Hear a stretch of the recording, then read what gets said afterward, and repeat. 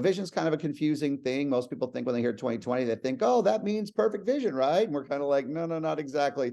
It means that, from 20 feet away, you can see the size letter you're supposed to see from 20 feet away, which is, and so, but yet, if you were to watch someone while they take an eye test, you would notice, well, their eyes don't really have to move much. But yet, if you go and watch someone when they're reading, you would see their eyes moving across the line of print and then back to the beginning again. And so you would just see these very precise eye movements happening, and which is not required on that so-called 20/20 test. One of the things that these types of vision problems that we're talking about today are very common. They occur in up to about 20% of the population. So I always say that most people don't know they have them. They just like, oh, I don't know, I listen to audiobooks instead. Oh, I don't know, I just don't like to read.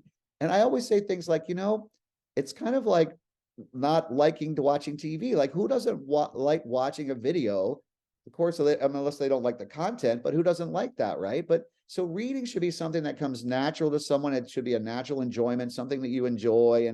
But yet there can be problems getting in the way. When people don't like to read, we have to figure out why. Why is that? Do they have some sort of problem with their vision that's interfering? And I was given the analogy recently with watching a movie. Yeah, you're not going to want to watch a movie if there's so much noise and you can't keep track of 20% of what's going on. You're going to be like, yeah, forget it, I give up. And same way with reading. If you're having these problems and are interfering with reading comprehension, you're not going to read for very long before you're like, never mind, I'm not getting anything out of this anyway. Why would I do this? So these kind of vision problems, very common, but most often undiagnosed. They don't get picked up in a routine vision exam. So people just kind of live with them, not realizing that they have them.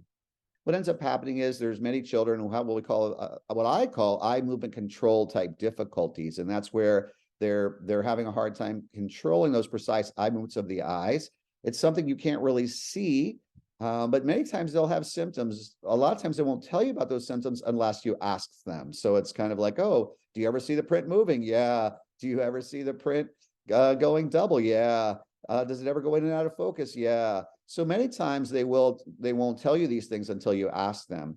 Other times they really don't get those symptoms, but yet they're working really hard to maintain the alignment of our eyes. See, our eyes, when we look far away, I always do one of the fun things to do is they can understand us a little better if they cover up an eye and try to point at an object. And then once they have that object, they switch the cover and all of a sudden they're like, wow, I'm pointing at something totally different. So we begin to see that each eye sees its own image. And yet when we're looking with both eyes, we realize, oh, wait a minute, I'm just seeing one picture, even though there seems to be two, I'm just seeing one. And so the idea is that as long as the eyes line up properly, we're going to see one picture. When we're looking far away, that's pretty much parallel. But when we go to look up close, they have to turn inward to aim at the exact same spots. When we go to the reading distance, I got to turn inward to aim at the exact same spot.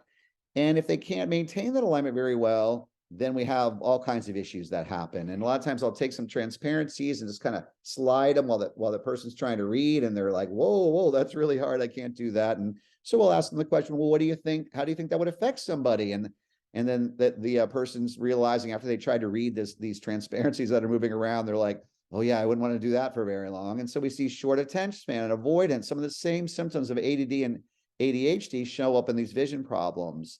They might also go, I might ask, well, how else do you think would affect them? They go, yeah, I wouldn't be able to remember what I read very well. And yep, that's going to interfere with reading comprehension. How else do you think that might affect you? They go, I would get sick, or I would get a headache, or I would get eye strain. And we're like, yes, exactly right. Many signs of fatigue or discomfort that come about when you're trying to maintain the alignment of your eyes and you're fighting to maintain alignment. You'll get tired from that, or get a headache from it, or start rubbing your eyes, or some sort of eye strain, maybe sometimes even nausea, especially problems with getting nausea in the car when you're looking like at a device. So the other thing that can happen besides this discomfort and fatigue, and besides these temporary effects on eyesight, or besides just not wanting to do it very long, is that if you sit down to do it, you'll often notice that you're losing your place, you're skipping words, you're changing words. Oh, I thought it said horse, it said house. Especially those small words get skipped and changed. And sometimes we'll see transposition errors like 21 for 12 and letter reversals. And so all these things I categorize as careless type errors, because as a parent or a teacher, you might think they're just not trying hard enough. But when your eyes aren't coordinated together properly, throws things off, including depth perception. So sometimes they'll have more of a tendency to kind of bump into things or knock things over, be kind of clumsy. They might have a hard time with ball sports, especially, but and coordination in general. So we see these kinds of things all tied into these kind of vision problems. I always say they fall into about 6 different categories, everywhere from temporary effects on eyesight, like we discussed earlier, to fatigue and discomfort, to these careless type errors, to reading comprehension issues, to things where they just don't want to do it for very long. And then the last thing is sometimes you'll see postures. You'll see them kind of tilt their head and get kind of close to the paper. And then all of a sudden their nose is blocking one eye, or maybe they actually will cover an eye or close an eye. And you might not even realize this. So sometimes we'll see head tilts and turns and different kinds of postures. So those are the different 6 categories of symptoms that show up with these kind of vision problems. So they're really interesting that they can be addressed. That's a good news. A lot of times glasses may not be enough. Sometimes we have to actually introduce what I call brain activities or brain work. And it's not unlike occupational therapy or physical therapy or other things that might be done. And a friend of mine calls it physical therapy for the eyes. So oftentimes patients will, or students and children, they might need a course of treatment. So the first step is always a diagnosis. And we always recommend an evaluation with a developmental optometrist. And so that's kind of different from a traditional optometrist. And one way to find one near you is to go to an organization called the College of Optometrists in Vision Development, College of Optometrists in Vision Development. And their abbreviation for that is COVD. So COVD, kind of like COVID, but get rid of the I, COVD.org. And you can go there and locate a doctor near you.